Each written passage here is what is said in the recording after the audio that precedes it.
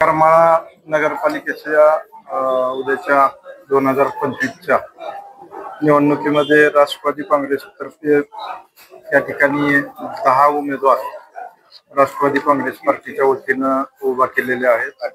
8 उमेदवार राष्ट्रवादी काँग्रेसच्या चिन्हावरती आणि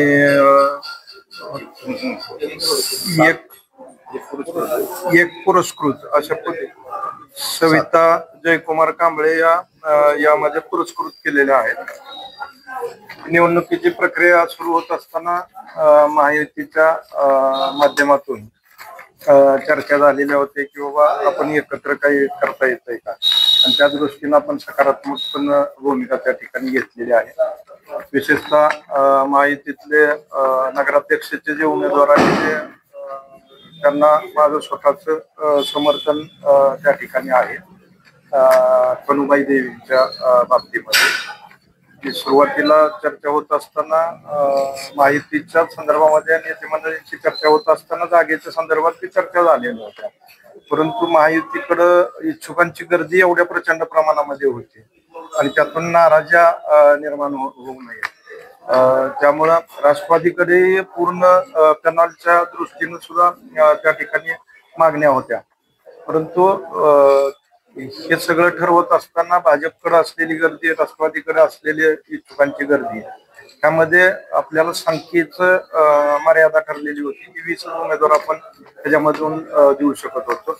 नगराध्यक्षासाठी 1 उमेदवार देऊ शकत होतो आणि त्या दृष्टीनं मग ज्या नेते मंडळींच्या चर्चा झाल्या त्यातून आपण 7 उमेदवार राष्ट्रवादीवरती 1 पुरस्कृत आणि वरती नगराध्यक्षाचे उमेदवार कनुबाई देवी हे पहिल्यापासूनच आम्ही त्यांचं समर्थन करतोय।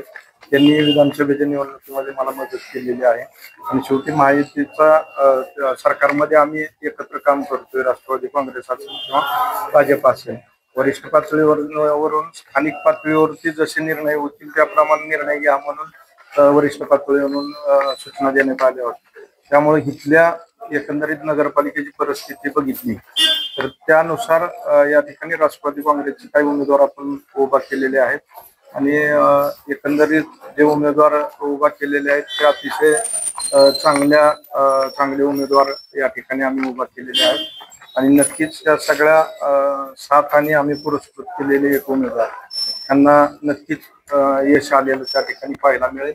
त्याचबरोबर नगराध्यक्षाचे उमेदवार कनुबाई निवडून आलेले या ठिकाणी दिसतील।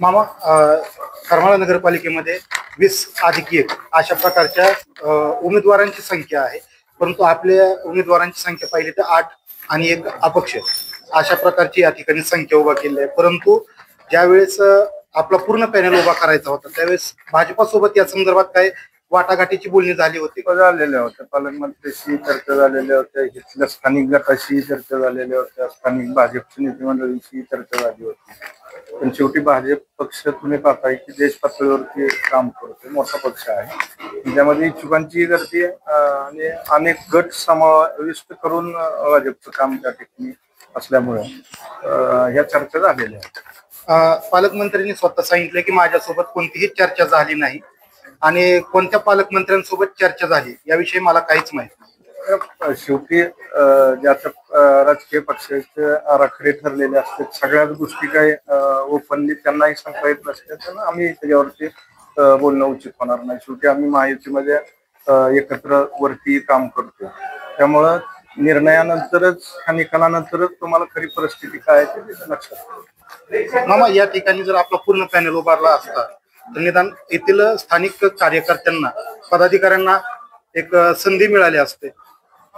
शेवटी निवडणुका ह्या कसं पक्षीय पातळीवरती युत्या आघाड्या तुम्ही बघताय, त्यातलं करमाळ्याचं राजकारण बघितलं तर नेहमीच तुम्ही बघितलंय की युती आघाड्यावरतीच हे राजकारण अवलंबून राहिलेलं आहे। त्या दृष्टीनं मग त्या निवडणुकीला त्या सिच्युएशन प्रमाणे आपल्याला निर्णय घेणं उचित। आता निवडणुकीचं रणांगण पेटलेलं आहे, या वरिष्ठ पातळीवरून राष्ट्रवादीच्या जे उमेदवार आहेत त्यांच्यासाठी काय सभा किंवा इतर काय असं आयोजन आपण अशा पद्धतीनं केलेली आहे बाबा उद्या प्रचाराच्या दृष्टीनं वरिष्ठ नेते कोणी तसं पत्रही देऊन ठेवलेलं आहे, उद्या त्यांच्या तारखा मिळाल्या तर नक्कीच एखादी सभा या ठिकाणी वरिष्ठ पातळीवरच्या नेत्यांची सुद्धा होईल. अन्यथा आम्ही स्थानिक पातळीवरचे नेते आहेत आणि आम्ही काय पूर्ण कणाला उभा केलेला नाही. नगराध्यक्षाचा उमेदवार महायुतीतलाच आमचा आहे. त्यामुळे वार्ड वाईज मात्र आम्ही स्थानिक पातळीवरनं मी स्वतः सुद्धा लक्ष घालून वार्ड वाईज त्या सगळ्या उमेदवारांच्या मागे गंभीरपणे उभा राहायची भूमिका आहे. मामा, राष्ट्रवादी ही बीजेपीसाठी धक्कातंत्र वापरेल किंवा धक्कातंत्र ठरल अशा प्रकारचं एक इथं करमाळा आता सध्या चर्चा आहे.